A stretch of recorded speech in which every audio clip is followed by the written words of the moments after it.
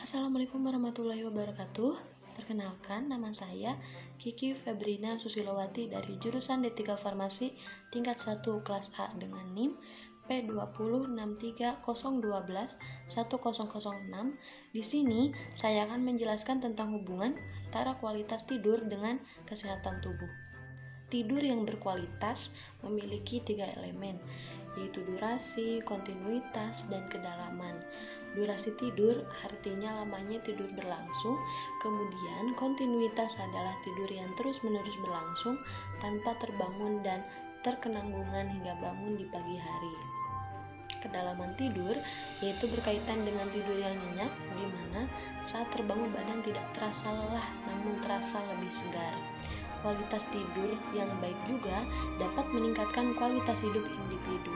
Menurut Prisaba, insomnia merupakan gejala atau penyakit akibat dari kekurangan tidur atau terganggu oleh jam-jam dari bagian waktu yang tidak sadar, yang merupakan bagian terpenting untuk menuju tidur nyenyak. Sedangkan menurut Rough Knowledge, insomnia adalah keluhan yang sering muncul berupa kendala-kendala seperti kesulitan tidur, tidur tidak tenang, kesulitan menahan tidur, atau untuk tetap tidur seringnya terbangun di pertengahan malam dan seringnya terbangun lebih awal pada diri seseorang. Nah, untuk dampak dari kualitas tidur yang buruk terhadap kesehatan tubuh, yaitu orang yang kurang tidur atau mengalami insomnia lebih mudah menderita depresi dibanding mereka yang biasa tidur dengan baik. Kekurangan tidur akibat insomnia memberi kontribusi pada timbulnya suatu penyakit seperti yang pertama, diabetes. Kurang tidur bisa memicu permasalahan kesehatan yang lebih buruk, salah satunya adalah diabetes tipe 2. Dilansir The Sleep Doctor, tidur berhubungan dengan proses metabolisme, hormon yang mengatur nafsu makan, serta pola makan, serta bagaimana tubuh menggunakan gula darah dan insulin. Bahkan, tidur yang lelah sangat penting untuk menjaga peran tubuh dan mengatur gula darah. Kurangnya waktu tidur juga bisa meningkatkan resiko terkena diabetes dengan cara mengubah hormon, menyebabkan peningkatan berat badan dan obesitas, serta perubahan dalam gaya hidup. Ritme sirkadian merupakan proses internal dan alami yang mengatur siklus tidur dan bangun yang diulang setiap 24 jam. Perubahan pada ritme sirkadian yang terjadi akibat gangguan tidur ini bisa mengurangi efektivitas insulin dan bisa memicu resistensi insulin. Akibatnya terjadi perubahan pada gula darah. Lebih lanjut, saat kita kurang tidur, keinginan untuk mengonsumsi makanan tinggi karbohidrat sangat meningkat. Pasalnya, ketika kita kekurangan energi akibat tidak cukup tidur, tubuh akan menginginkan lebih banyak makanan untuk mengisi tenaga. Kemudian, kadar hormon lapar kita akan meningkat tiap kurang tidur. Sebaliknya, kadar hormon pencipta rasa kenyang makin menurun. Ini bisa menyebabkan kita lebih banyak mengemil cemilan yang kurang sehat. Yang kedua yaitu obesitas. Bila tidak terkontrol dan terus-menerus terjadi, resiko obesitas tidak terhindarkan. Sebagai catatan, obesitas merupakan salah satu prediktor terpenting pada timbulnya penyakit diabetes tipe 2. Lebih dari 90% penderita diabetes tipe 2 memiliki berat badan berlebih dan mengalami obesitas. Yang ketiga yaitu kardiovaskular. Tidur yang tidak teratur atau insomnia dapat berpengaruh juga terhadap kesehatan jantung melalui dua cara. Yang pertama, efek langsung terhadap fisik. Kekurangan energi, gangguan metabolisme, peningkatan nafsu makan, sekresi hormon stres kortisol, serta proses inflamasi pembuluh dari akibat meningkatnya tekanan darah dan detak jantung.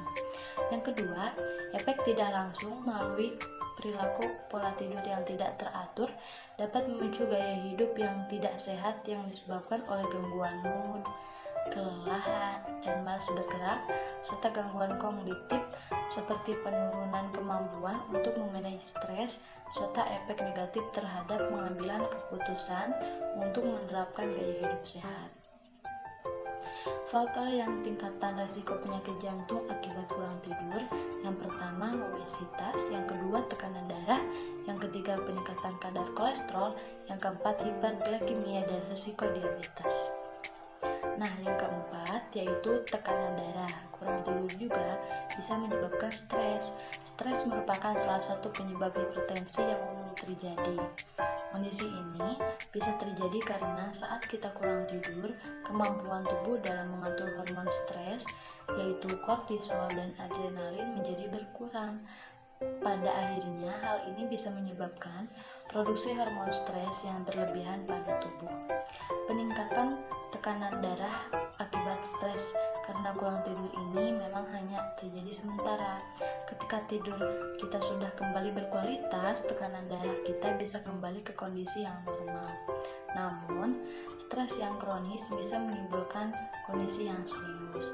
Begitupun bila kondisi kurang tidur kita sudah parah, kurang tidur yang terus-menerus terjadi dan dalam waktu yang lama bisa meningkatkan tekanan darah secara permanen dan menyebabkan tekanan darah tinggi atau hipertensi.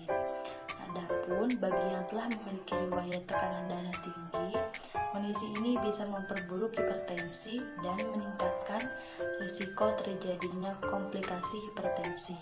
Oleh karena itu, bila kita mengalami kurang tidur, sebaiknya segera mencari tahu penyebabnya. Bila perlu, konsultasikan dengan dokter untuk dapat mengatasi kondisi tersebut sehingga kita pun dapat mencegah hipertensi terjadi. Nah, cara mengembalikan kualitas tidur ke keadaan yang lebih baik yaitu penyembuhan kualitas tidur bergantung pada seberapa serius gejala yang dialami. Insomnia ringan atau sebentar-sebentar tidak memerlukan pengobatan yang berarti karena peristiwa akan berlalu kurang dari sehari. Kita hanya perlu mengubah jadwal tidur atau bangun atau menyetel ulang jam biologis sehingga kembali ke keadaan yang normal. Usaha lebih lanjut yang bisa dilakukan untuk menjalani ritual tidur yang sehat, melakukan aktivitas-aktivitas yang bisa membawa kondisi rileks kepada tubuh seperti jalan-jalan setiap pagi atau sore, mandi air hangat, atau minum susu menjelang tidur. Teknik relaksasi termasuk latihan mengendurkan, pijatan, atau meditasi. Berjemur di pagi hari sebagai usaha menyetar ulang jam biologis tubuh kita. Bila kurang tidur sudah sangat parah atau kronis, maka yang harus dilakukan untuk menyembuhkannya yaitu dengan cara mengonsumsi obat-obatan sesuai saran dokter dan pendekatan perilaku. Menyembuhkan insomnia dengan obat-obatan adalah cara yang paling umum. Banyak masyarakat mengambil pendekatan ini demi membantu tidur mereka, tapi harus didampingi oleh dokter atau spesialis tidur. Penyembuhan dengan obat-obatan harus memperhatikan yang pertama dimulai dengan dosis efektif yang serendah mungkin, yang kedua digunakan dalam jangka pendek, yang ketiga pemakaian dosis yang bertahap. Jika mengambil dosis jangka panjang, digunakan dengan dibarengi praktik tidur yang baik dan pendekatan perilaku. Usaha yang lain bisa dilakukan yaitu berolahraga secara teratur sekitar 6 jam sebelum merasa ngantuk, menghindari kebiasaan tidur siang sehingga tidak mengurangi tuntunan tidur malam. Tapi kondisi ini setiap orang berbeda karena ada yang tidur siang juga bisa tidur malam harinya. Pergi tidur akan bangun sesuai jadwal yang sama setiap hari, melupakan segala kekhawatiran dan kecemasan. Di samping melupakan kita, serahkan saja kepada Allah yang telah mengatur hidup kita. Berdasarkan hasil pengumpulan data, dapat disimpulkan bahwa ada hubungan yang signifikan antara kualitas tidur dengan kesehatan tubuh.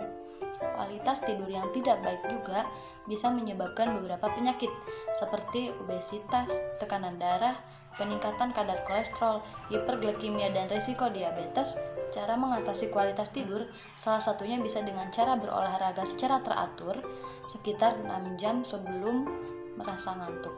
Kita sebagai generasi muda, terutama yang bergerak di bidang kesehatan, diharapkan bisa menginformasikan kepada halayak ramai, terutama kepada remaja, akan pentingnya menjaga kualitas tidur.